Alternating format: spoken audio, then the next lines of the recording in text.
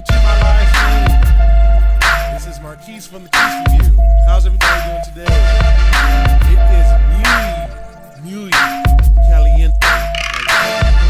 It is extremely hot. I am out here in the valley. I got AC on, I got the fan cranked, and it is about 112 degrees out here today, guys.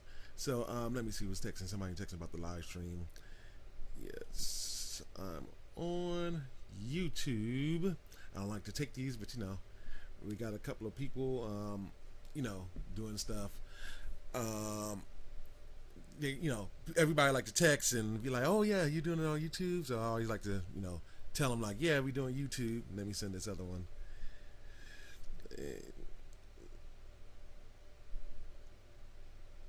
Oops, spelled that wrong. Live stream. There, cool. Okay, so hopefully everybody's doing good today. September the 6th, I believe today is. Yes, it is September the 6th. So, you know, welcome to my stream again. If you guys new to joining, I appreciate you guys coming and checking me out. If you guys can do me a favor, hit the like button right there down at the bottom of the screen. Also hit the subscribe button if you like the channel, if you like everything you see, and then hit the bell notification, and the bell notification will basically tell you whenever I upload a video or go live. We also have we got 2 live streams today. So of course you got this one. This is my main show right here. We also have a live stream for our Patreon. So for those of you that know, Patreon is kind of like a subscription-based service that helps support us creators and everything like that. So you Patreons, I call my Patreons techies, you know, the Keyse Review techies. So you guys will be getting a after show today. We are doing our first I screwed that up. Let me do that again. We are doing our first after show. Yeah. So it's to start about 3:15 is the after show when it starts. So make sure if you're a Patreon techie and you're subscribed to the channel, make sure you check that out. You can only get to it in the secret link that is in the Patreon site. So after this live stream, head to the Patreon site. That's supposed to go about 20 minutes or 30 minutes or so. We'll talk about a few things and I'll mention them in a minute. So let's go ahead, get to some of our topics. Actually, we got my boy Cena's Corner. What's up, buddy? How you doing, man? We got a few subjects today. So we got the price tag. And when I mean price tag, I do mean price tag for the Samsung Galaxy Z Fold 2. We also got Microsoft, and I'll show you a little pic on what I was playing with this week. We also got a lot of news. So one of our main topics today is going to be Intel. We got a lot of stuff about Tiger Lake this week, guys. We got a lot of stuff about the XE graphics engine inside of it. We also going to have things like Jeep announces a couple of new models of vehicles. So we got the Wrangler 4xe, and we got the Wagoneer Concept that has been unveiled. So we got those going on for us. We also got a little bit of gaming news with the PlayStation and, you know, what people has been saying about it. We got NVIDIA for our last subject, and we're going to be talking about the RTX 3070, the RTX 3080, and the RTX 3090. So we got a lot of topics that we can go over today, guys. So we're going to go ahead and get started. So let me go and change these scenes right here. So as we can see on the graphics right here, we got the Samsung Galaxy Z Fold 2. That's a lot of words, honestly. They need to shorten that or something. But we got, you know, it's like so many words on that. Samsung Galaxy Z Fold 2. That's a lot. That's five words basically. So, hey, we got my mom in. How you doing, mother? So yeah. So this is one where we had the event last month, and pretty much we knew everything about the pricing on every product, for the exception of this unit right here. So I'm going to blow this up real quick, just so you guys can see this. You guys want to know the price tag of this guy? Are you guys ready for it? You guys ready?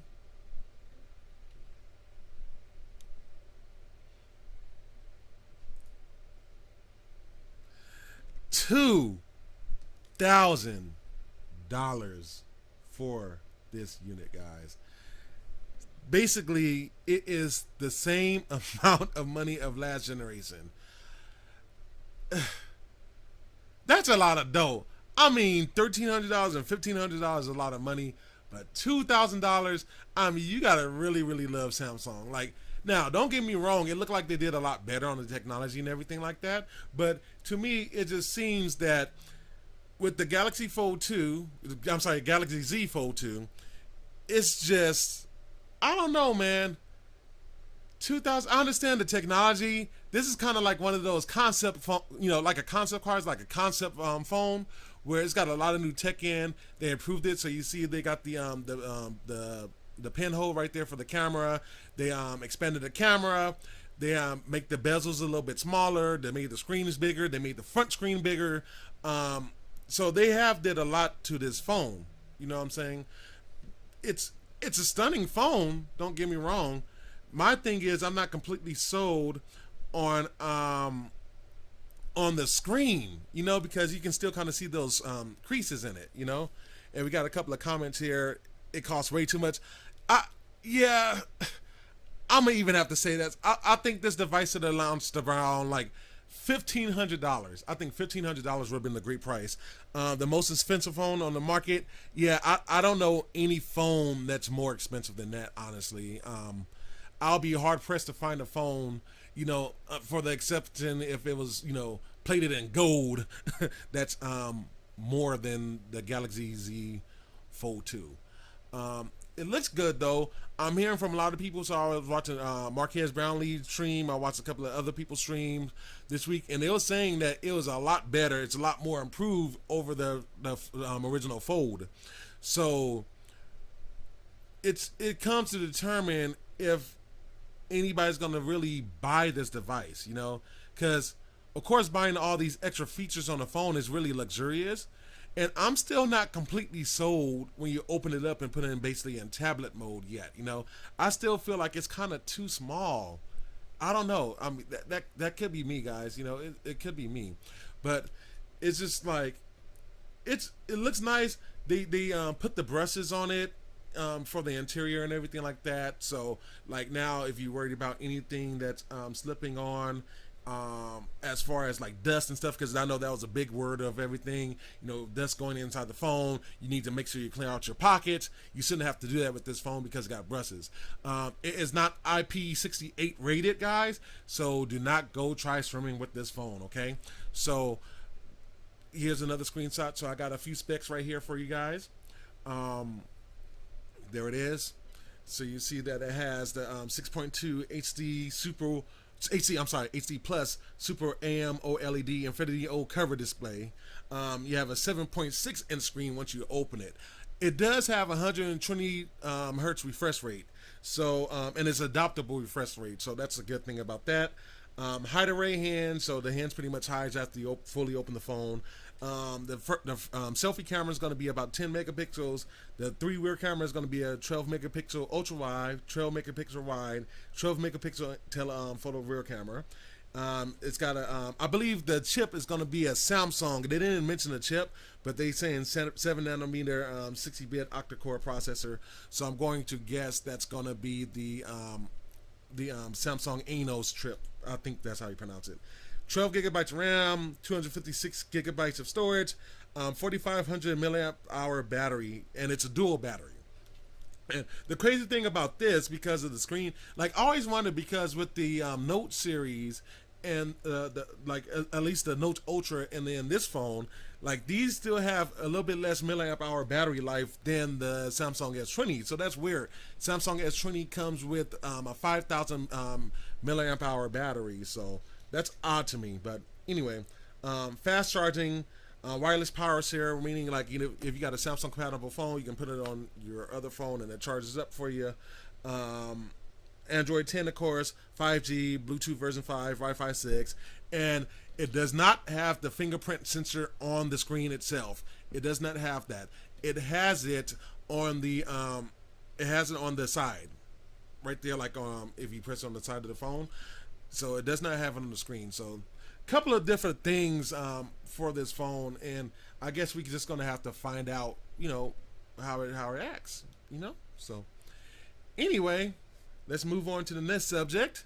So if you guys see this guy right here, let me blow this up actually on the big screen. So you see this? You guys know I've been ranting about this. So this is the Surface Duo, and your boy got to play around with this. I was coming, I was getting off of work and coming out, and then one of my coworkers was like, "Dude, have you seen the Surface Duo yet?" And I was like, "No, I haven't seen it yet." He was like, "Dude, you got to go over and see this phone." So I went over and looked at the phone, man, and geez, it is a good looking phone. So now, of course, I announced earlier that we're going to save some stuff for our live stream for our techies. So I will give you my thoughts as well as the video of me playing around with the Surface Duo on the techie live stream about 3:15 today, guys. So check out the live stream if you're a Patreon subscriber. TKR Techie Premiere. Make sure you guys look into that. I'll give you a lot of insights on what I think is good about it, what I think they need to fix, all that good stuff right there.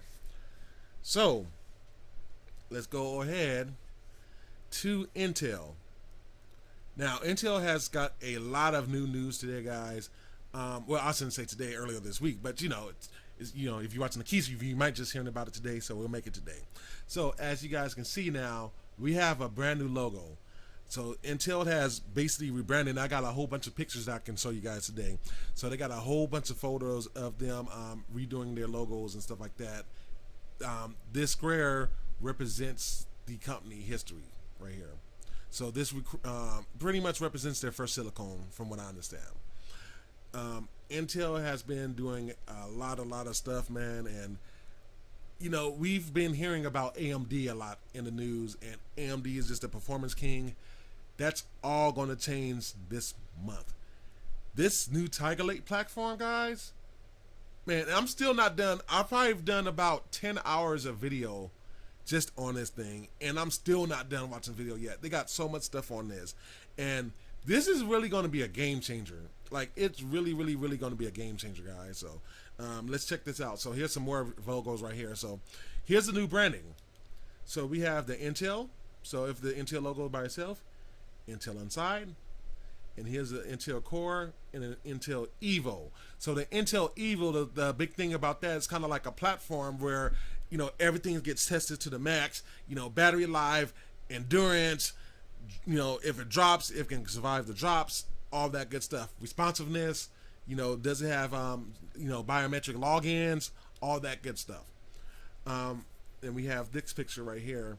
So you have all these, and you see the Xeon brandings, and these are the processors that I'm really going to be looking for. So the cool thing about this stuff, guys, is that for you content creators, if you're a content creator, it's actually a little bit better to try to see if you can get a Xeon processor. Not to say you can't try it on the Core. The Core is going to work perfectly fine.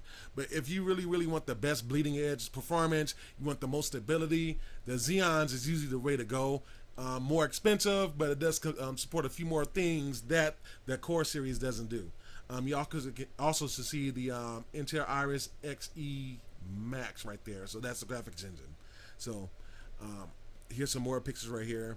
And I really do like these pictures. These pictures it's colorful and it's blue. I guess that's why I like them. And then it's simplistic. It's not that much, it's not like the old logo where it's like the the dun dun dun type logo. These are very simplistic designs right here, So I like them, And then here's the Intel. So this is basically what you're going to start seeing more so this month, coming in your local Best Buy or retail or whatever like that. So you're going to start seeing laptops with this. So you're going to see it with the Evo, powered by Core, right? You're going to see the processor series right there. So this is going to be an i7, and then you're going to see the Intel Iris Xe graphics. And they're saying, man, this thing is a trip, man. So let's go ahead to the next slide. So this is going to be the wafer right here. So this is basically how the chips come initially, guys. So the chips that goes into your laptops and your computers and stuff like that, that's how they look before they get processed, right? Here's another shot. I always personally want to hold a Wrafer one day. Let me actually blow that picture up for you guys because I like can see it a little bit better. Yeah, man, like this is just more of a nerd thing than anything, but I mean that looks beautiful, man. That really does look beautiful. Here's the chip right here. So that's the Tiger Lake chip. So you can see right there, and I'll wait till the next couple of slides because I got a slide on it where it's bigger. So this is where they're holding it up a little bit. So you have that. And then here's Tiger Lake right here, guys. This is what they call a SoC. I went over this before with the SoCs. You have multiple things in the package, basically. This is going to be your XE engine, and then these are going to be your Wrangler cores right here. So this is your CPU, right? Or this could be, maybe this is not the CPU, maybe this is like the IO engine, and then this is the combined. Actually, I got that wrong. This is actually going to be the combined CPU and GPU, and this is the IO. So I'll go over a little bit. I know this is a little bit technical, but I always like to go over a little bit for education reasons and stuff like that. So this is what they call a FinFET, or what Intel like to call their SuperFin. So basically, they're going on a 10 nanometer process, which means they made the transistors a lot thinner. Transistors are basically little switches, if I can explain it that way. They're little switches that goes on and off, and there's hundreds and thousands of them, if not even more than that, inside these processors. So in order to get those things in here, they got to be able to stack everything, and then they got to be able to make sure that the signal doesn't leak over to like the next part of it. Here's a 3D rendering of it. So as you can see how it is, how it's stacked right there, using I believe they're using the Forever's packaging right here, where they stack everything on top of each other. The electricity comes out there. It's all shielded, all that good stuff. Here's the CPU roadmap. So this is where we at currently on these, right? This is Willow Cove. So this is what we're going to be on in a matter of weeks. And then this is going to be like the things that we have going on in the future for next year, near the end of next year. And I'm real interested about this Outer Lake. I've been hearing a lot of stuff about this Outer Lake stuff.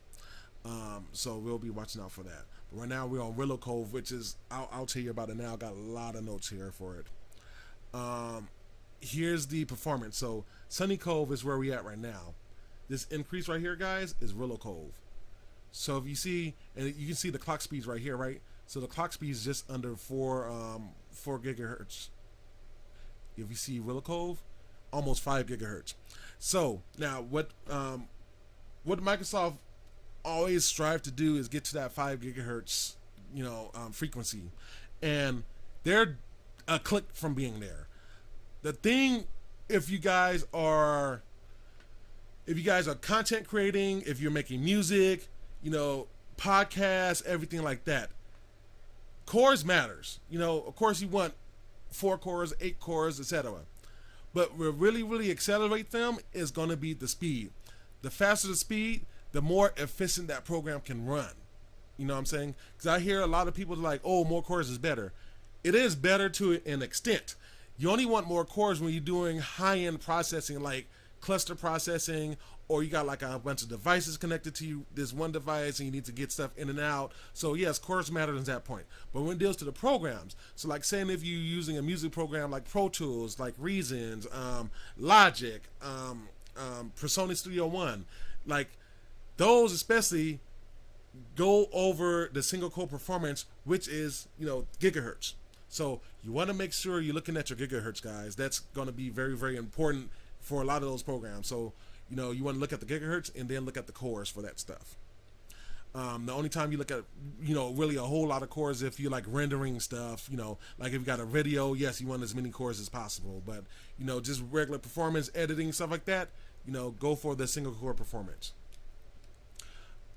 Here's the XE. Now, Sunny Cove and Willow cores wasn't it was marginal difference. But if you look at the graphics engine, so the Gen 11 engine versus the XE engine, look how much more performance that is, guys. So this is gonna be the biggest thing, because on some of the older ones, you have to put like your gaming. So like if you're playing video games, you have to put the performance basically on low. You can't have any special performance matters on your game system. That's all going to change with XE. They say every single game at minimum should be able to run at about 30 hertz or 30 frames per second. So that's going to be a huge advantage for a lot of people that's gaming. That's going to be a huge advantage for people that's doing video editing. Excuse me.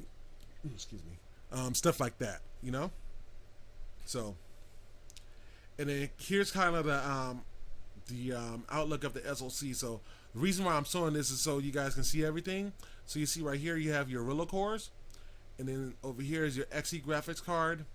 You have your I/O controllers right here, PCIe. So PCIe goes to storage, and this is going to be important too, guys. And here's the crazy thing about it is that Intel decided to go with PCIe 4. And a lot of people didn't think Intel was ever going to go to PCIe 4, but they did, and it's going to start with their mobile devices on this SoC. AMD on their mobile devices is still on PCIe 3. What does that matter? That matters with your storage, guys. So storage is playing more of a key role than ever. And to get stuff loaded inside of your system, in and out, the faster storage, the better. So that's what Intel did, you know. And here's the outlook on them. You can see where it says Tiger Lake SoC architecture delivers significant advances, more than a generational increase in GPU performance in Wrangler CPU cores, massive improvements in graphics efficiency and XE graphics, scalable AI for emerging client workload, increased memory and fabric efficiency for high bandwidth, rich I/O, and much more. So like this thing, and I'll go ahead and hit up this B-roll real quick while I'm discussing stuff. So this thing is, again, like I said, it's going to be a beast. And if you're buying the next tablet, you know, most likely this is going to be in the next Microsoft Surface device. If you're going ahead and getting a 2-in-1, if you're getting a slim form factor, you know, there's a reason why I'm going over this chip a lot. And I know, you know, some of this stuff can seem a little bit boring, but it's very important, and very important to pay attention, because there's a couple of things that we always complain about with our devices. One, especially people that use iPhones, sorry for you iPhone users in the chat, but, you know, battery life. Battery life is crucial. And two is performance. So, some of the specs that we have for this Tiger Lake guy, over the Ryzen 7 4800U is going to be almost 3 times faster at content creation. They are claiming that the XE graphics engine is going to be faster, and I do mean faster and better performing than 90% of discrete GPUs. So that means the GPUs you actually buy and put in your computer. The XE is going to have 96 execution cores, so that's, you know, little processors inside of the graphics engine. You got 16 megabytes of L3 cache. You got support. Check this out, guys. This makes me a little giddy right here. The XE engine in this graphics card can support, and no, this is a mobile platform, should be able to support 4K HDR screens. Again, that is 4 HDR 4K displays. Like, bro, like usually, okay, so my Surface, I can plug in 2 external displays, and then I can have the Surface just directly off the Surface with no extra graphics card. XE is going to be able to do 4 4Ks. Like, I can only do 1 4K on this guy. Like, this can do 4 4K HDR displays, guys. That's freaking nuts. That really is freaking nuts, man. Let's see, Cena's Corner. My battery life is excellent. I don't know. I think I've seen your battery die a couple times, man. I think I have to get back to you about that. But also is be able to support HDR10, and my boy Bossy would be glad to hear this supports Dolby Vision as well. And it also supports adaptive sync. So these are basically like extra processors that's directly on the processor, where it doesn't have to be processed. You know what I'm saying? So the cool thing about that is that it helps you save battery life. It doesn't run down the CPU a lot. The CPU doesn't have to work as hard in order to get, you know, to what it needs to do. AV1 acceleration support. So AV1, that's for your videos. So this is pretty much future-proofing this chip. So we're going to a different time with all this video. We're streaming more video than we ever have, especially with COVID and stuff like that happening. We're sitting at home a lot, or we're traveling, and we're doing a lot more stuff, remotely. So that AV1 support, to process video is going to be a huge thing, because it can process a lot faster, and as well as processing a lot faster, it's to help you save, again, battery life. Everything's around saving battery life. PCIe 4.0. So the biggest thing with PCIe 4.0 is that you can put a storage drive, SSD in there, and it's going to be one of the fastest storage that you can ever put. Storage is becoming the de facto thing right now. I think storage is probably the most popular subject for computers right now, honestly, and gaming systems. Like, the faster the storage, the better. For Intel to put in PCIe 4.0 in this guy is going to be a game changer, guys. I mean, we're talking about programs launching just about instantaneously. You know what I'm saying? This thing can load faster than my computer that I got right now on my workstation. So that's going to be a huge thing. Thunderbolt 4.0. This is something that I thought Intel really failed at. It was putting this Thunderbolt into their specs. You know what I'm saying? We didn't really see a lot of stuff on Thunderbolt, as for the exception of maybe the Apple side, So, Cena's Corner, yes, Apple did something right there.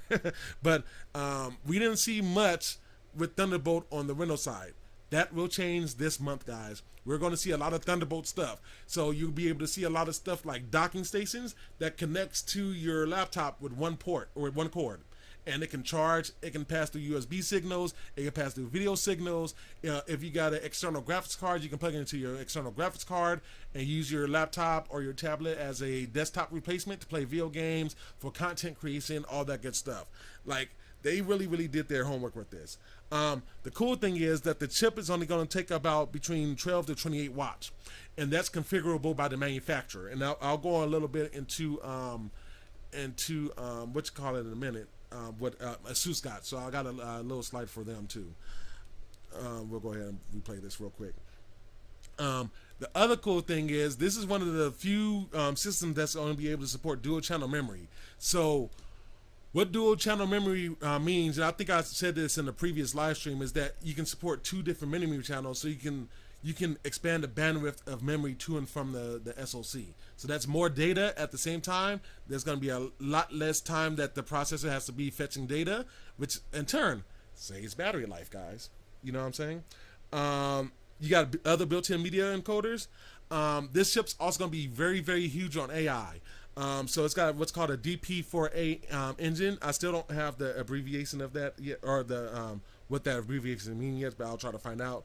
But safe for streaming. And one thing I can't really do great, and I haven't tried it recently with my new graphics card, but background replacement, because I want to replace the background so you don't see all my room and stuff like that. I was thinking about putting pictures over here, actually, Keyse review or something like that. But that's one thing that AI can help you do, is eliminate the background and my face don't be like shriveled up. You know what I'm saying? So that's one thing AI can do. AI can also help predict, like say if you got a pen input, it can help predict where you're going to write to next. So it's not going to be as much lag as when you're writing with your pen or your input device. GNA power management. The power management from what I'm hearing is going to be bananas on this thing, guys. They're saying that they're not doing any TDP numbers, which is what almost everybody uses, TDP numbers. What's the thermal power, output that this thing can have. They're just saying that everything's going to be dynamically controlled. Everything's going to basically turn on and off depending on needs. When it's on standby, it'll be able to turn off a whole bunch of stuff. It also has a built-in audio DSP controller, and this is interesting too, because it's like usually audio is like the last thing that's to be considered on anything, no matter if it's a car, if it's a laptop, if it's a gaming system.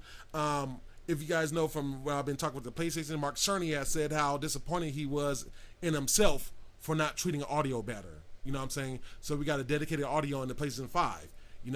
Now we're getting a dedicated audio in the Tiger Lake platform. And again, this will help accelerate, audio. This will help ease the tension off the CPU, and again, help save battery life. You know what I'm saying? Because you got another part that can do it at a lower power than the processor have to do thinking about everything. And actually we'll play put this graphic up right here. Oh, also it has a touch host controller, so it has a built-in controller just for input. So if you use your fingers, if you're using a pen, etc., you know what I'm saying, it has that built in. So here's a slide right here, and you can see all this stuff. So Wrangler cores, like I said, 4 cores, 8 threads, almost 5 gigahertz of frequency. You got the fabric design, so low latency, high bandwidth, a lot of data can pass through with very little weight. This thing can also support up to 32 gigabytes of LP4X D4266 memory, or regular DDR4 3200 up to 64. So you have that right there. First integrated Thunderbolt 4. This is very, very important, guys. So when we're talking about latency to and from your devices and stuff like that, like, you want the least amount of latency as possible, and Thunderbolt's about getting it to and from very, very fast. Thunderbolt 4 is going to be directly integrated on here. It's not going to have to go through a PCH or what's called a platform controller hub. It goes directly to the SoC, guys, directly to the CPU. It's right there, built in. You can see it actually right here. So, you know, it's right there in the package. It's going to be pretty much instantaneously. PCIe 4, the Iris graphics, where you see this big old part right here is your Iris graphics. You got a couple of media encoders. You got 4 display pipes. So like I said, you'll be able to play 4 display screens, 4K 60 HDR, which is I might have to try that. I might have to experiment with that, guys. You also have your image processing unit, what I talked about, and the GNA power chip, which is right there. Cool. And then we have this slide. So you see Wi-Fi 6 integrated, you know, power delivery, you know, 4 regulators between the CPU and the PCH integrated. You know, you got memory resiliency, improved crypto. So pretty much all your RAM is going to be encrypted. You know what I'm saying? You don't have to worry about, you know, how they was talking about the vulnerabilities with the processor. Well, this will fix it. The audio DSP, I'm very, very happy with this, guys. And honestly, I can't wait till that goes into the Surface. You have I/O and then your touch controller right there. So that was a lot of stuff, but this is why, you know, I went over that stuff, because look what you can create with the laptops now. Look at these beauties right here. So these are Asus. So Asus had their own event this week. And then check this out. Check out that. Look at this guy right here with the little screen and the touchpad, right? So here's all the models that that Asus is coming out with based off the Intel Tiger Lake platform right there. So you have, and I have them right here. So you have the Zen, Asus Zen IO 20 or 24 inch. 22 or 24 inch, I'm sorry. You have the Expert Book, so this one's going to be like your top of the line for the pros. You have your ZenBook S, your ZenBook Pro 15, your Flip 14, and then your Flip S right there. So all these guys are going to be available directly, you know, working with the Intel Tiger Lake platform, guys. And I mean, I think this platform is going to be awesome, man. And I cannot wait to see what else Intel does with this. I'm really, really hoping that Microsoft adopt this, because I can just see so many great things that's going to be happening with that, you know. So that's pretty much all of Intel, you know what I'm saying? Long, you know, piece right there, but it was just so much to cover for that guy. It's going to be a game changer. And again, I know that was like a lot of technical stuff, and I'll try to explain it the best I can, but nope, the next time you're buying a mobile device, you know, these things going to be in tablets, these things going to be in your laptops, and possibly even some of it in smartphones. That's going to be a game changer, guys. You know what I'm saying? The Evo platform, 9 hours, 10 hours of battery life. You know what I'm saying? Encoding, everything like that. Being able to render and not having to wait 20 minutes for a render. You might only wait 5 minutes now for if you're trying to encode a video, stuff like that. You know, so there's a lot of stuff that is within these this Tiger Lake system, and I just cannot wait, guys. So anywho, let's move on. We got some new stuff going on with the auto. We have Jeep. So let's go ahead and slide to the slide. and then I'll go ahead and let me make sure actually I got it unmuted. I think I said, yep, okay, cool. I said that unmuted. So let me go ahead and we'll play this video. So this is going to be off the new Jeep. So we got two new Jeeps that's been announced this week. So we got the Jeep Wrangler 4xe, and then we got the Wagoneer. But we'll go over the 4xe first. So let's go ahead and play this, and I'll go ahead and blow up the screen real quick for you guys. So you see there, that's a your Rubicon model. And the cool thing is that this thing's going to have a hybrid system and your regular gasoline engine. So the cool thing is that they said that you can go out and explore with this thing and completely shut the engine off. So this thing's going to have different modes on it and stuff like that. So you'll be able to not run on gasoline when you're out there with nature or anything like that. You see, of course, we're in, you know, downtown LA, right down here. It's pretty cool. I was just wondering how come they didn't go with the full electric system, you know what I'm saying? Because everybody's pretty much going for a full electric system, but I guess because they probably think because it's going to be like long travels, off-road and stuff like that, that they didn't want to do it. Could be also because of reliability concerns, but we'll see. But this is pretty much Jeep's first foray into going on with some kind of hybrid system. So as you see the specs that just came up on the screen, so it's going to be a hybrid. It's going to have a 2-liter L4 engine. It's going to be turbocharged, of course. 270 horsepower, from what I understand. They said about 415 peak. I didn't write down the notes, but about 415 peak. 295 pound-foot of torque. The electric generator off of that's going to be about 44 horsepower and about 39 pound-foot of torque. It's going to have a 17 kilowatt hour battery and a PHEV auto 8-speed transmission.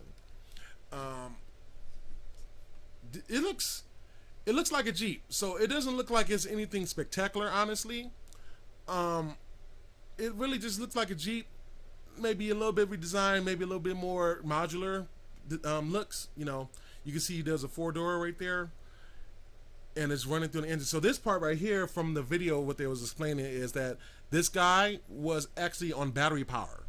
So again, you can change the mode. So there's like, I think it's like 3 or 4 modes. So you can do, you know, your gas mode, you can do your electric mode, you can do your hybrid mode, and then you can do an auto mode where it would choose the best power between auto, between gas and electric. So it will switch back and forth between those.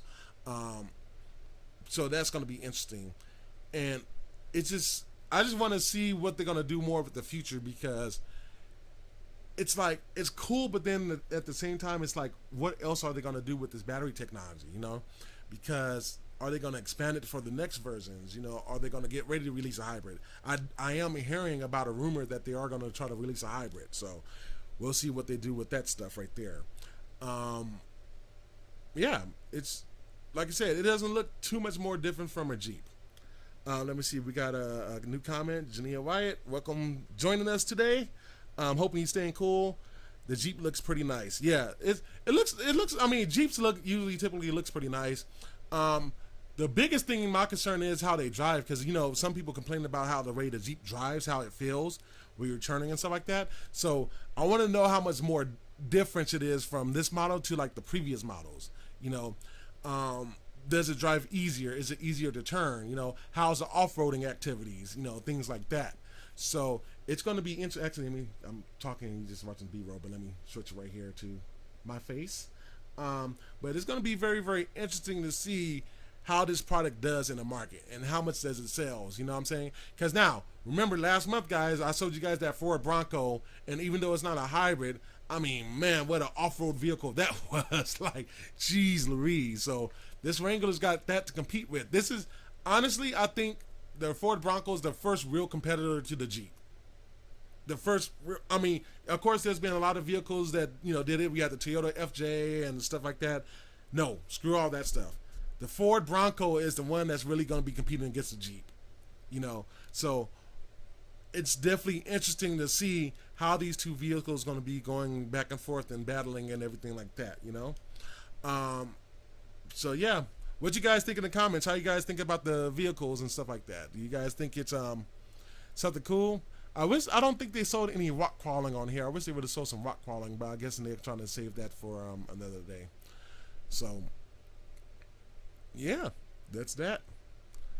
Now, are you guys ready for the good stuff? I'm gonna go ahead and end this soon because it's like 8 minutes, so we're gonna end that one. So, are you guys ready for this new stuff right here? Like, are you guys ready?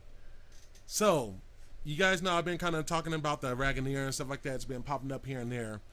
So, after they got done unveiling the Jeep Wrangler 4xe, they unveiled the new Wagoneer, guys. Now, note, this vehicle is still in the concept phase. But they said that it should be rolling out in full production sometime next year. When, we don't know yet. But the way this thing looks, I'm not going to say it looks as good as the Lyric, the Cadillac Lyric, but man, like some of the technologies on here, you guys just got to see. Here, let's go ahead and get the video queued up here. Let's go ahead and get that running.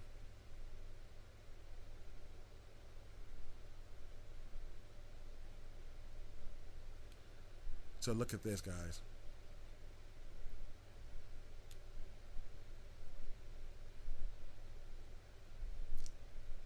Dude, they're doing so much more innovative stuff with the Lightning. I mean, jeez. Look at that.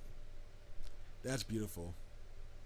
And even more so, I want this house. Look at that house. Oh my God. You guys know I'm a sucker for architecture, right? For those of you guys know me. But look at that. That looks awesome. That really, really looks good. Tell me what you guys think too. I want to know, actually, for you guys that's watching this live stream right now, that you've seen the video on the Lyric. What do you guys think? I might even do a video of that, the Wagoneer versus the Lyric. Which one do you guys think is better? Like, I think I might still have to give the slight edge to the Lyric. But man, but wait till you see the inside of this guy. Like, it's crazy some of the stuff they did. So watch this. They should be going inside right now. Oh, a couple more other shots. So actually, let me go ahead and change the scenes real quick until they go inside. I have a couple of comments on here. So a couple of from the designers. They say our new Grand Wagoneer concept marks the first step in the rebirth of Wagoneer. A true and rare premium icon. This was said also by the guy, one of the designers of the Jeep brand, or the president, Christian Wrangler. With the electrification of each Jeep nameplate coming into the next few years, and the reintroduction of the Wagoneer, we are quickly expanding into a new segment and more premium space. The Wagoneer is unquestionably rooted in the legendary Jeep brand and its unmatched heritage of leading capabilities, authenticity, and freedom. And its return allows us to expand to a much more premium arena with new levels of design detail and advanced safety and technology features. While Jeep vehicles bring leading capabilities, efficiency, and performance across the mainstream SUV market, the Wagoneer will ultimately become a portfolio of vehicles that will once again define American premium, making it the standard of sophistication, authentication, and modern mobility.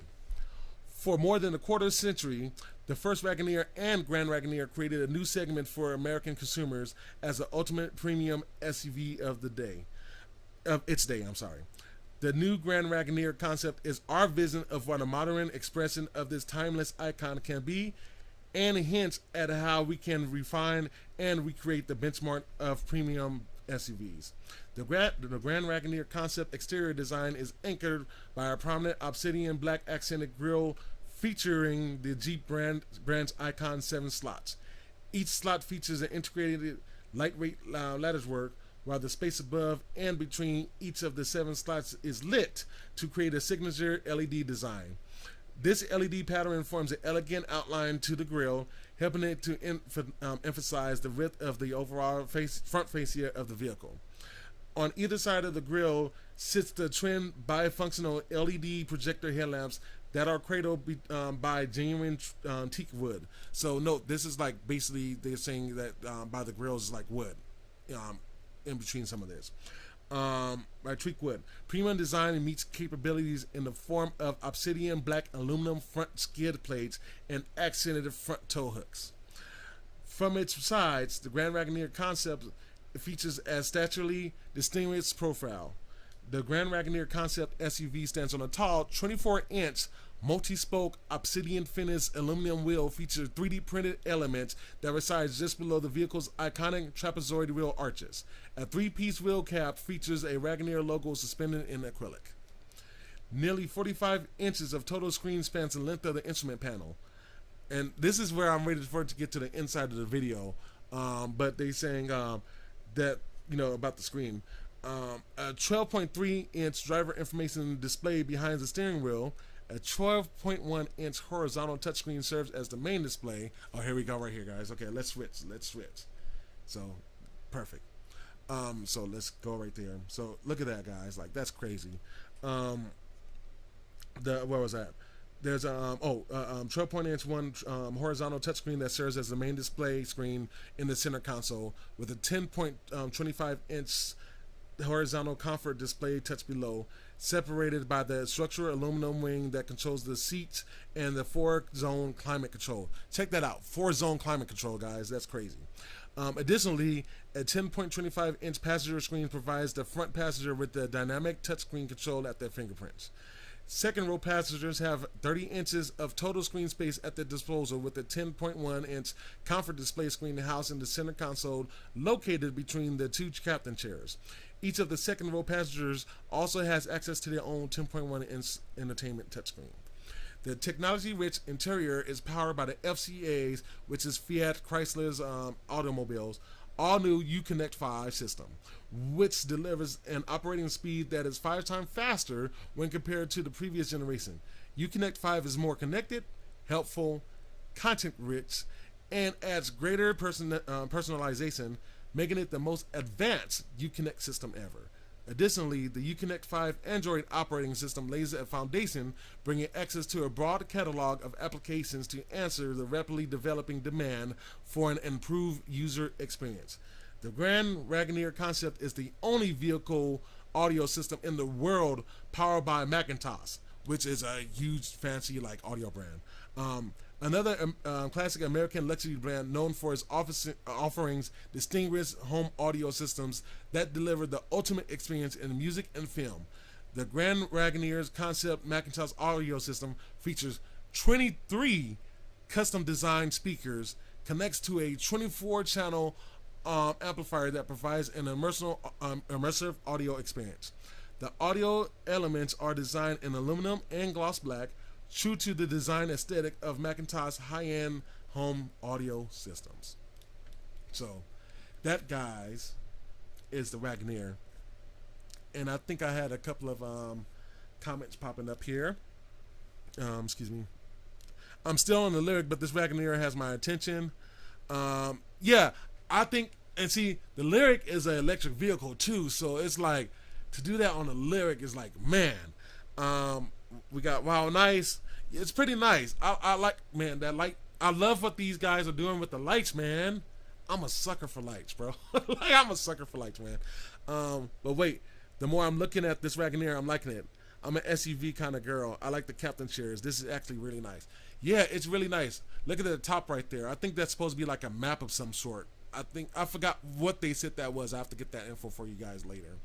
But yeah, man, this thing is crazy nuts, and I don't know how many features going to be inside this Wagoneer. You know what I'm saying? And let's go back. Let me go back to this interior, man, real quick. Let's see. Let's find this interior. That interior is just freaking bananas, man. It really is. Look at this interior, guys. Beautiful. Beautiful. Come on, show me the screen. So give me the money shots, man. Give me the money shots. And they're showing it. So that's the center. So basically, and we're coming to an age, guys. We're not going to have a regular gauge cluster anymore. Every gauge cluster, like last year before COVID happened, when I went to the auto show, there's a lot of vehicles that's going to have a TFT screen for a gauge cluster now, guys. So no more regular gauge clusters. You can do a lot of stuff with the screen now. A lot of probably upgrades and updates and modifications and stuff. There's the screens right there, so you guys see that. That's for the back seats. So you can add those screens to the back seats right there, so the people in the middle row can have their own entertainment. You know, you can see the two screens right there, top and bottom, and see the pass. Now this is what, and Kenwood does have some technology with this that you can use a tablet for, like when you driving like a RV or a semi. But you can kind of see the screen right over here. They'll show in a minute. And there's like all the AC controls and stuff like that right there, which is pretty cool. It's all touchscreen. Though my AC controls, I don't know if I want them just touchscreen. You know what I'm saying? Let me see. When does this thing come out? They said the production should start sometime in 2021. So how much? So what's this thing cost?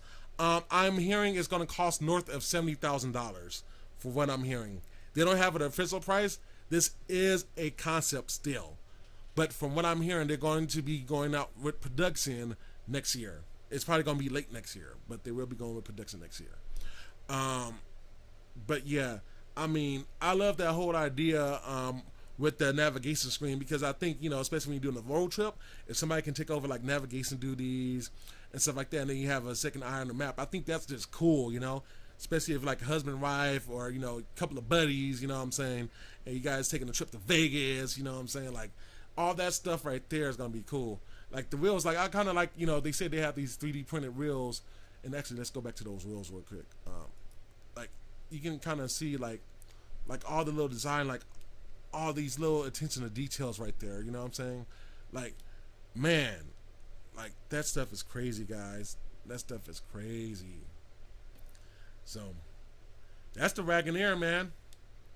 What can I say? Some pretty cool stuff, right, guys? Some pretty cool stuff. It's gonna be pricey. Let me see if anybody actually. You guys want to? Let's go browse the web, because this when I pulled this up yesterday, or a couple of days ago.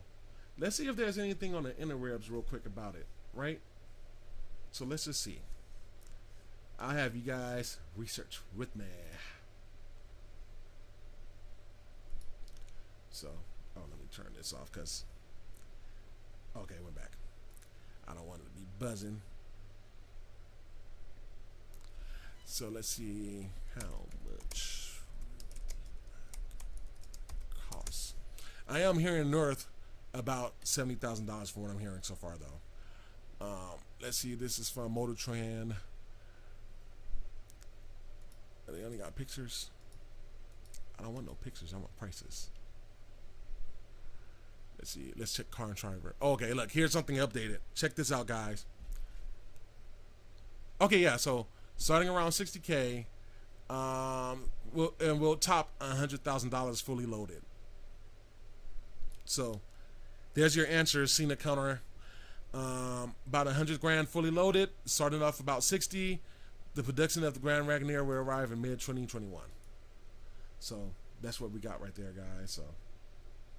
That's the Wagoneer, man. That is the Wagoneer. So now we got next going on to some gaming news, and we don't have much for gaming this week. I think gaming is going to be big next week. From what I'm hearing, we got both Microsoft and Sony announcing events, and I know a lot of people's been kind of like, you know, waiting for them to announce something, and you know, what's the pre-order and everything like that. I think I'm gonna go over a more detailed segment next week for the live stream, for next week's live stream. But all I can tell you guys as far as pricing and stuff like that, expect the pricing of $500 to $600, and I'll go more into detail. And I've actually raised my expectation for the price on the Xbox Series X. I'm thinking the Xbox Series X is gonna cost $600, but we'll go over that sometime next week. But for Sony, you know, going to Sony today, and we'll play this guy. So let's go. We have some comments. So this is the only really thing I can find with gaming news this week from the PlayStation blog, is that a lot of developers been really praising the PlayStation. So you hear right here, Hitman 3 developer. Hitman 3 pushes you to explore and experiment with the huge sandbox locations, and being able to save load frequent keys is the key to that. The blitz flash load times we are seeing on PS5 console encourages player experimentation more than ever. And then over here, as the developers of Demon's Souls, we are already changing the way we think about the SSD. We're not seeing it just as storage, but also memory, utilizing the speed of SSD to load data at a blistering speed and bring you more. Oh, this stuff loaded too fast. Why did that load that fast? Yeah, let me rewind that stuff. I don't know why that shouldn't have loaded that fast, but let's go back. But you know, I should have it here anyway, so let's just play it. I messed up on that slide. Looked like that was a creator's creator's error. Where was I? I was at the. Oh yeah. So the SSD is a game changer. I think as this generation matures, we will see some amazing innovation in streaming and open world game designs. And that was from the Neil Hill from Far Cry, lead programmer. And then lead programmer of Returnal, Ari, I don't know if I can pronounce his name, R. Jornson. A bit further in the next generation, I am expecting that we'll start seeing developers make more use of the not so obvious benefits of the SSD. What makes me excited the most. What does it mean for developers when everything can be loaded from the disk that fast? Will we even need the concept of levels anymore? The possibilities for this for this tech are exciting for me as a developer, and they are exhilarating for me as a gamer. And then we got Harry Kugel, game director of Returnal, and he's talking about the 3D audio right here. 3D audio is exciting because it can create a more convincing and accurate soundscape for players and a stronger sense of place. In a fast-paced action game with lots of verticalities like Returnal, it can also help players with situational awareness and make it more intuitive for the players to pinpoint the location of nearby enemies or income projectiles in the heat of combat. And then we have the creative director of Insomniac Games, Marcus Smith. Hopefully, the players were able to see new extended gameplay demo that we recently revealed for Ratchet & Clank Drift Apart. The SSD and the custom I/O architecture around it allows us to send players across dimensions with near instant speed. It's fundamentally changes the rules and allows us to think about ideas and game designs that are only possible on the PlayStation 5. And actually see it came up right there on that one. And then the next one is from Guerrilla Games, Matches De Jong. Now the PS5 console's Tempest 3D audio tech and sound engine, we'll be able to play the sounds in such a way that the players are able to locate the machines around them with greater ease, which is great for situations in which you find yourself surrounded or just want to sneak on machines. So, like, all that stuff together, guys, like, this next generation is going to be some great stuff. And PlayStation hit a lot of news. I'm still waiting. I want to see more of what Microsoft does, because Microsoft, I think the last couple of months, they haven't had the greatest months. And I'm wondering at launch if they're going to have the games. Excuse me. Let me drink some water. I think it's about water time, right? This water was cold when I first poured it before the live stream. Man, it's hot. But, excuse me, but it's going to be interesting to see how Microsoft comes out, because they've been talking about their engines too, the Velocity engine, basically the same thing with the storage on the PlayStation. Of course, the PlayStation storage is going to be faster. How will they use those extra cores in the GPU? Will they be better at ray tracing, stuff like that? So it's going to be interesting to see. And I was reading some comments online, and actually, let me change because this runs over right there, so I'll go right there. But it's going to be very, very interesting to see what happens with these game systems, and what is Microsoft's going to come out with, because we're hearing more and more every day what PlayStation is coming out with, which is funny because initially during this generation, not even the beginning of this year, in December, we got the unveil of the Xbox Series X, and even me, I was like, oh snap, you know, like I like the tower design of it and everything like that. But the last couple of months, that story has pretty much did a 180, and now it's all about Sony. We're pretty much a couple of months away. This September, we got what, November? I'm going to guess maybe the second, third week of November, we should start actually being able to hold these consoles in our hands. So, I know a lot of people's. I'll go ahead and talk about some of it now. I think we got a little bit of time. Yes, 2:05, so we got a little time. I think that these systems, like I said, I think they're going to be about $600, guys. I think we're just going to have to come to a realization. And I think that's a reason why they haven't announced any pre-orders or anything like that. I think both Sony and Microsoft are almost like, well, is Microsoft going first or is Sony going to go first? Who's going to announce this big price point that everybody's going to be pissed off about today? But I'm going to say that these systems are going to cost $600. Now, that's for the flagship, so the PlayStation 5 and the Xbox Series X. I do believe that Sony's going to release the PlayStation 5 digital edition about $500, and I think the Xbox Series S is probably going to be around $350 for us. That's what I'm feeling that these systems going to cost, guys. I know a lot of people's like, there's no way it can be $600, but we have to realize this. There's a lot of new technology in these systems, and I think my boy David McClam has said it best, man. Like with Tim Cook said with Apple, hey, this stuff is expensive. This new technology is expensive, guys. R&D is expensive. You know, R&D can go into the hundreds and hundreds of thousands of dollars. You know what I'm saying? $500,000, $800,000 for R&D for these guys, man. Like, it's a lot of money that's being involved in this. So,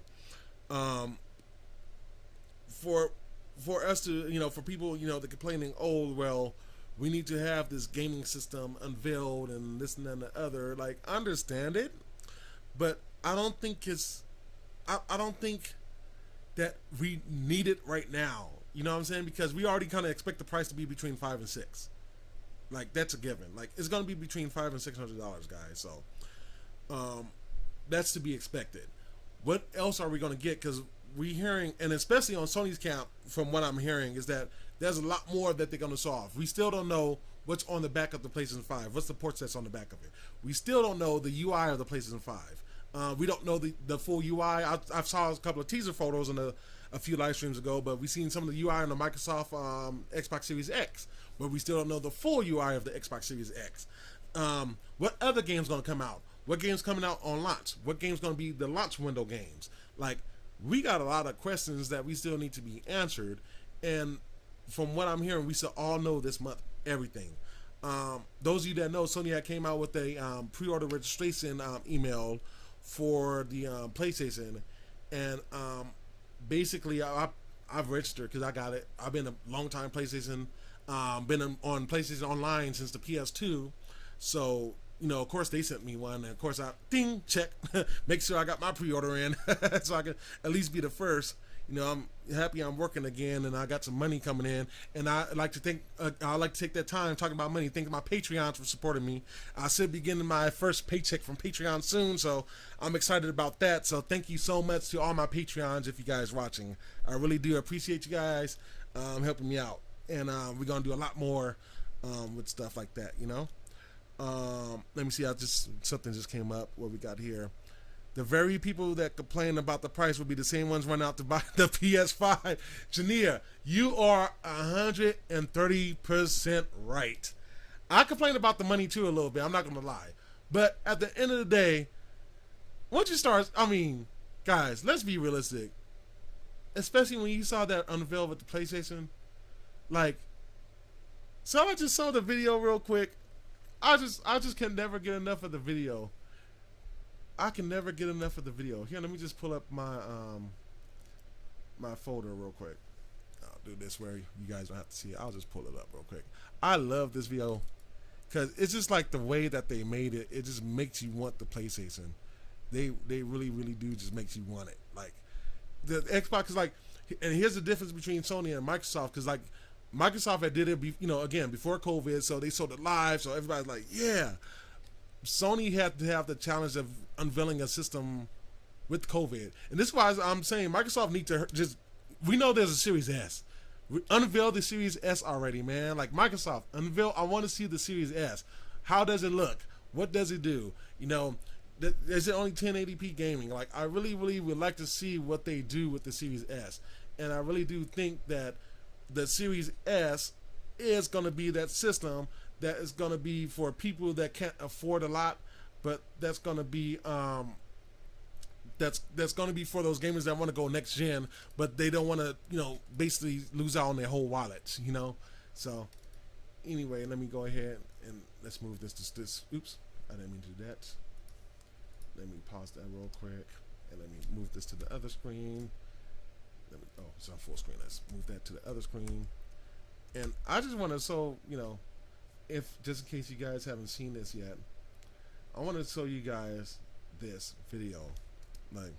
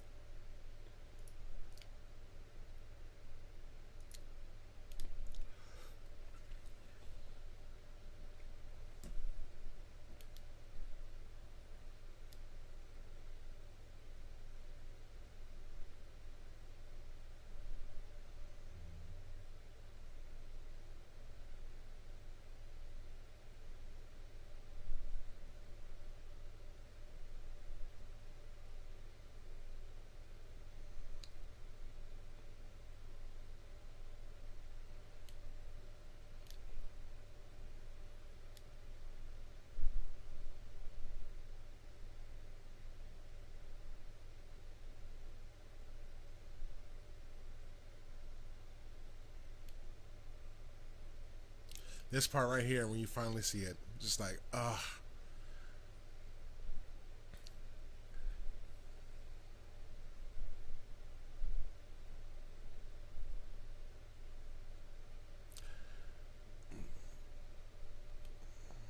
like, that's how you do a video.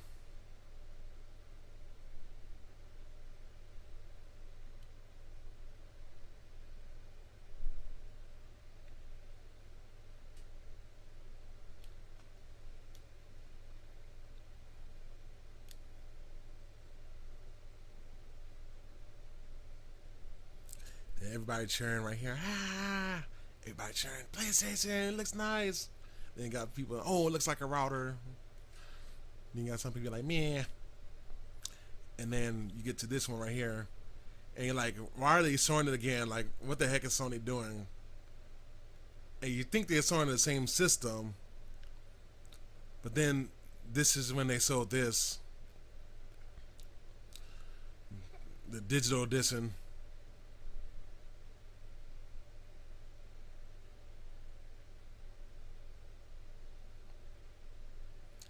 Man.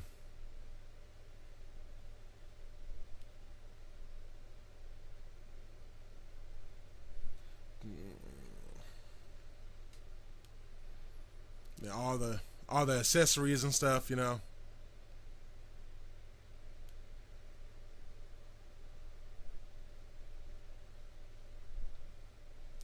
Yeah.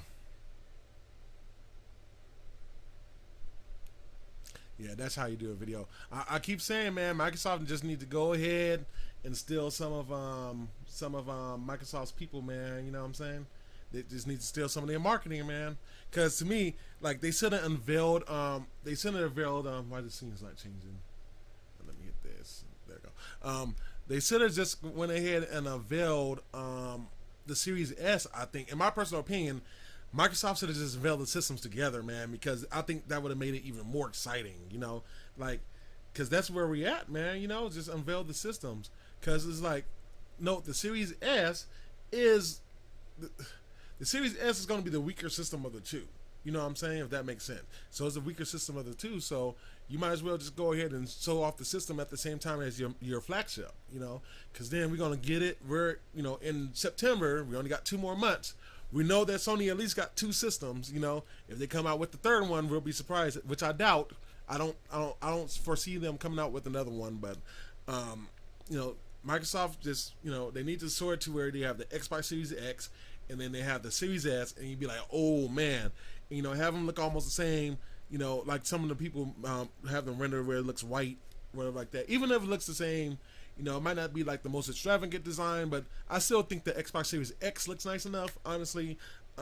So there's no reason for it not to, you know, not to be anything sort of amazing still. Let's see, Jania said, but I'm excited for the PS5 to drop. Yes, I'm very, very excited for the PS5 to drop, guys.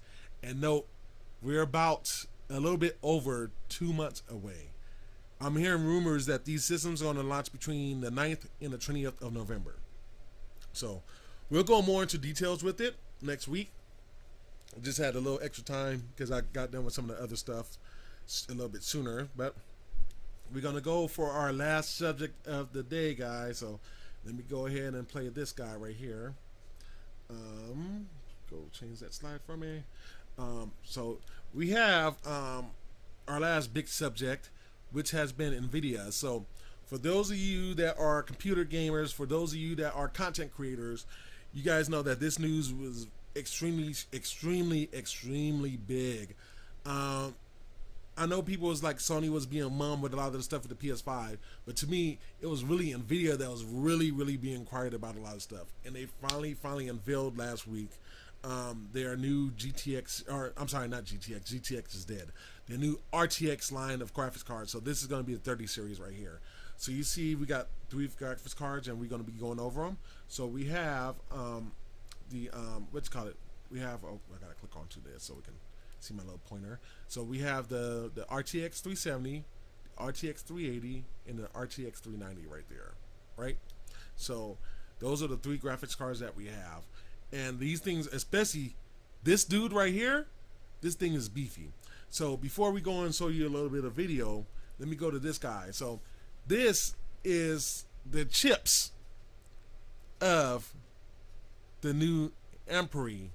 I'm sorry, Ampere. I keep on saying Ampere system. So look at all these cores, guys. Look at that. That's crazy.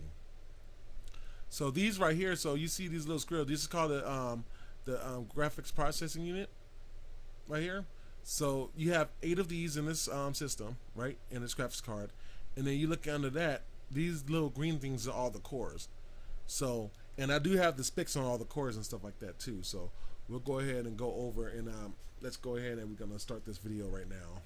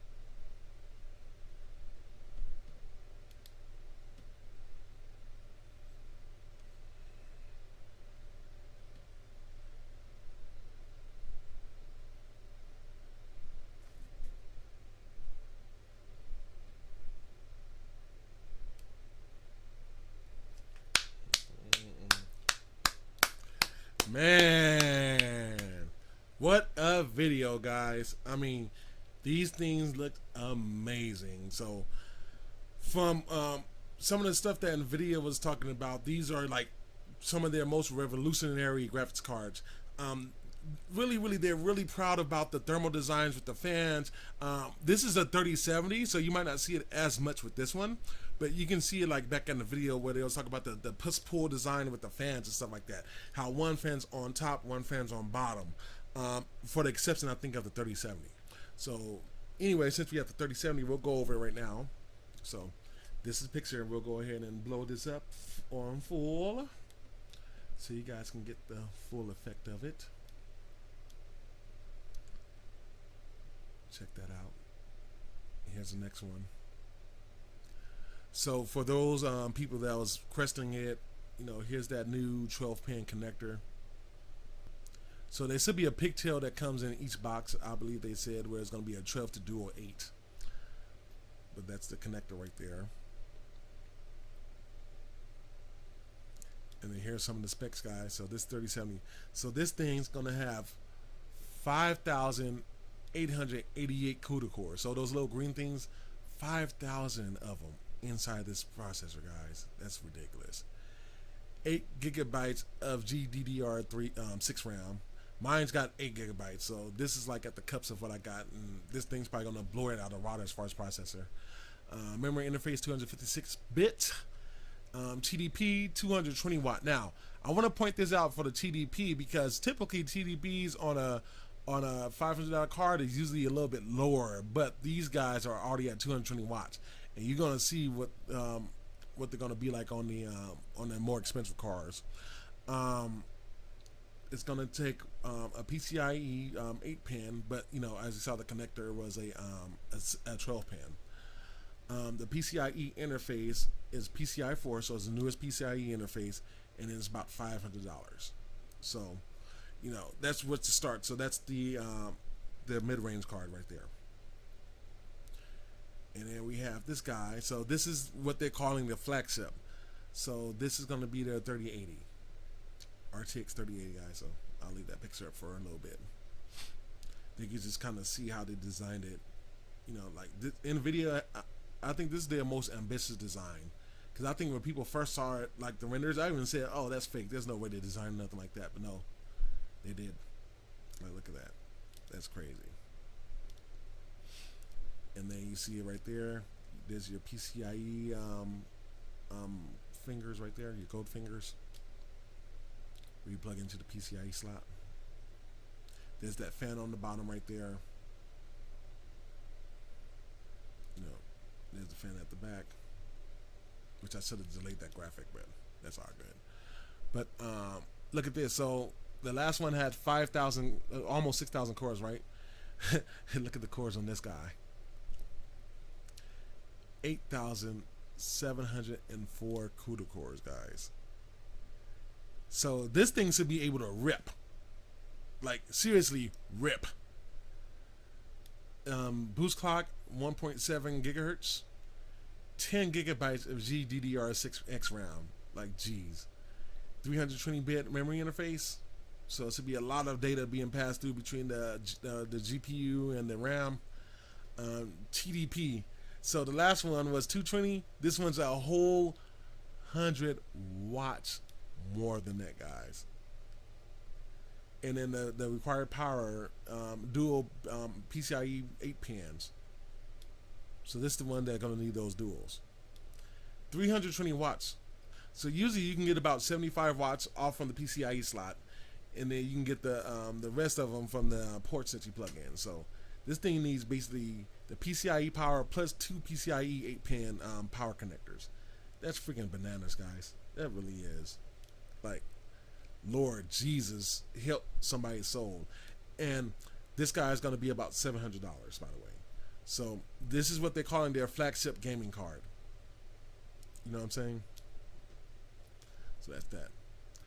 Now, this is what they're calling, I believe, what did they call it? GPU.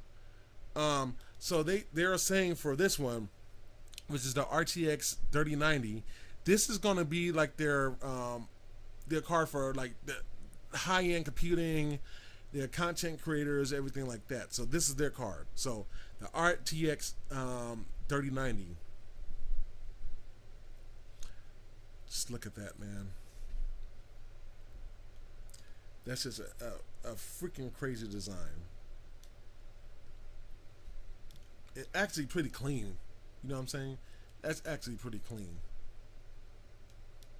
Again, you see that fan right there on the back. You know what I'm saying? Here's the specs. So we go from almost 6,000 cores to almost 9,000 cores till they got 10,000. They got 10,496 cores, guys. Boost clock 1.7 gigahertz. Look at this frame buffer, guys. Look at the frame buffer on this guy. Freaking 24 gigabytes of GDDR6. Bro, who puts 24 gigabytes on this, bro? Like, what are you doing? What are you doing with your life that you have to put 24 gigabytes of RAM inside of a graphics card? Like, oh my God. 384-bit memory interface. Look how much power. This thing, man, make sure you guys get some solar power. 350 watts of power this guy's gonna take. Oh, and by the way, this card is 3 PCIe slots, but takes up 3 of them. So just warning you now, this thing takes up 3 PCIe slots. Also requires 2 8-pin power connectors, interface 4.0, and then you have that price tag right there at $1,500. Bro, like, come on.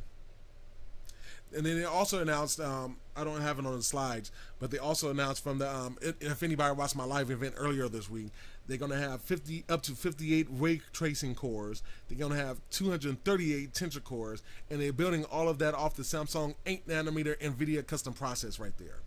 I sold the version of marbles. This is going to be using a special Microsoft driver, RTX 10. I'm not sure if it's special, but it's at least tweaked. They say in the case of the GeForce 3080, it's got 28 billion transistors inside of it, guys. Freaking bananas. Freaking bananas. Like, man. Like, you can't get any more crazier than that with the graphics cards, guys. Like, oh my God. Dude, these are some crazy stuff. I mean, let's go back to that other image, dude. Just bro. Like, that's a money shot right there, man. Now, of course, other manufacturers have their stuff, and I'll be going over them in the recent weeks. I know I just heard Asus was launching their cards. I sold Zotac cards during my live stream on Tuesday.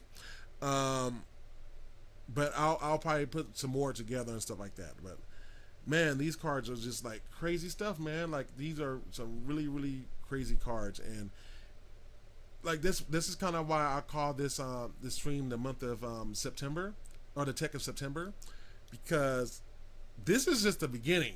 Like, if you guys think the stuff that I'm showing is amazing, like, we got more stuff. I couldn't put everything. I got, like I said, my little second live stream for the Patreons is coming up in a little bit. But I mean, this stuff is just, we're going to have an amazing September for what it's worth. Yeah, we're dealing with the virus and everything like that, but it's going to be crazy, man. Like, this is how we start. This is how we start. Intel, NVIDIA, Jeep, you know what I'm saying? Like, we really starting out with some stuff. We finally got the price for the freaking the $2,000 price tag. And that's crazy. Like, you got a $2,000 price tag on the phone again. Like, man, that's a lot of freaking do re mi, fo sol la ti do. You know what I'm saying? That's a lot of freaking cash, man. We got more stuff coming out, guys. We still got AMD. AMD should be announcing their graphics card soon. You know what I'm saying? We still got Microsoft and Sony still coming out with stuff soon. You know what I'm saying? We got so much more stuff coming out this month. So much more tech. We got VR stuff coming out, I heard. It just depends on if they're going to release it this month. But I think this month is going to be really big, and this month is going to set it up for the rest of the year into next year, basically. So that's the last subject I have for the day, guys. So anybody have any questions they would like to ask me in the chats? I'm reading the chat right here. Let's go ahead and we'll turn on a little bit of music. So let's go ahead and do some of that while we're going ahead and playing the credits. And we got a new Patreon, by the way. So thank you to my boy David for joining the Patreon squad. So don't forget, if you guys are subscribed to my Patreon, the Keyse Review Techies, we are doing another live stream. It's going to be about 20-30 minutes. You know, I try not to keep it too long. But about 3:15, we're going to do that at 3:15. I kind of ended this one kind of soon because I didn't put a lot of subjects because I figured that, you know, it could have been a lot of stuff. So about 3:15, we're going to start the next live stream for the Patreons only. So if you are not a Patreon techie, go and subscribe and pledge. We do have the $5 and the $10. If you don't want to pay those, you just want to support me, you can do the bucket. I made the little the tip jar. That's about $3. So that could be changing because I'm getting some stuff. You know, how can they support me even more with a couple of people? So I could be unveiling a new tier soon. It could be maybe possible I might get rid of the bucket because like you have to kind of like, you know, after you pay you have to delete your subscription type thing. So I got to try to work with Patreon on that one. But yeah, man, we're having a great start to this month, and you know we got the, you know, that's not even including like the stuff I went over like with the Note phones. You know, we got the Surface Duo. You know, I'll be talking about the Surface Duo. That's probably going to be one of our main things on the techie stream, guys. We got that coming out, and that's going to be coming out September the 10th, I believe it is. And like I said, if you're a Patreon member, make sure you go ahead and check that video. And that's, I'm gonna give you all of my thoughts on that Duo because I physically held it. Man, I don't know what else to say. We got so much stuff happening this month, like so much stuff happening this month, guys. It's freaking ridiculous. So, yeah. Any questions? Anybody got comments? Anybody want to ask me any questions in the chats? I'll leave this playing with one of my songs playing in the background. So I still got to mix some songs. I've been so busy. I was gonna do some more stuff last night, but I was just so tired. I just went to sleep. Now I was talking on the phone with people and stuff like that. I still got to call my client and do some stuff too. So, oh yeah, I got to call somebody else. So, I got a busy day today. Then go and probably go to one of my uncle's house and we're gonna do some fantasy football. Anybody doing some fantasy football? I wasn't gonna do it, but you know, a couple of people kind of talked me into it, so we're running into some fantasy football, so we're gonna be doing that stuff. Let me see, we got some comments in here. We got of course, bro, probably responding to my Patreon. So yeah, thank you for supporting the show, guys. I really do appreciate it. That money's gonna go helping out the stream, man, helping me out, helping support me. Let's get those Patreons up. If you guys joining me for the first time today and you loving the channel, go ahead and hit the subscribe down at the bottom, then hit the bell notifications. So the bell notifications will tell you whenever I upload or go live. And if you want to support me, check out the Patreon. The links will be right in the descriptions on this very video right here. So we have that. Let me see what Cena's going to draft in my first league now. Uh-oh, somebody got two. I got two too, and they're going to start around the same time. So I got my league and I got the this Autotech league that they asked me to be in. So I'm doing that kind of stuff right there. Yeah, man, a lot of good stuff. And what else? I had something else I wanted to say. I don't remember what I was going to say though. I forgot what I was just going to say. But yeah, thank you guys for joining. I really appreciate your guys' supports. You know, and we're gonna keep on going forward with this stuff, guys. The Keyse review. We should have a giveaway hopefully next week's episode. I'm going to try to do a giveaway, guys. So look out for that stuff. You know, we're gonna be giving away some stuff, some little stuff. And remember, I said I was gonna do a bigger giveaway once we get to 100 people. So You know, let's try to do that. That 100 users, guys. We're at 57, I believe, right here on YouTube. We have 57 subs, so we got 57 subscribers right now. We got our 4 Patreons, so let's try to get our Patreons to 10 this month if we can. You know, spread the word, guys. If you really like the channel, go ahead, spread the word. You know, we got some great stuff coming out this month, and we got some great subjects for you guys coming up. I'm already starting to work on some of the details and everything like that. So anyway, I think that's enough for me talking. I think everybody's good. Awesome soul. Great show again. Thank you. I appreciate it, guys. You know, I try. This stuff is hard to do. I actually woke up early this morning to finish a lot of this stuff off because I was on the phone late and then, you know, only did a couple of segments. So anyway, I'm gonna go get me some more water because I'm almost out. And remember, Patreon's live stream is gonna be at 3:15. It is 2:36 right now, so you guys got a little bit of time to go and drink some water, use the restroom, and deal with a couple of stuff. And of course, the live stream will replay later on. But again, you have to go directly to Patreon because it's got a route directly there. It won't be on the public link. So make sure you hit up the Patreon page, or if you're in the app, hit up the app to see that video. But anyway, guys, that's pretty much all for me. You know, make sure you guys are nice to your neighbors, of course. You know, be safe. You know, wear your mask. You know, make sure you wash your hands often. Make sure you guys stay cool. It is hot today. Stay cool today, guys. Stay in the house as much as possible. Unfortunately, we ain't got the movie theaters to go to for air conditioning, so just stay cool. Drink lots of water, guys, and be safe out there. So anyway, this is me signing out. My name is Marquise. This is the Keyse Review. Peace. One. Late.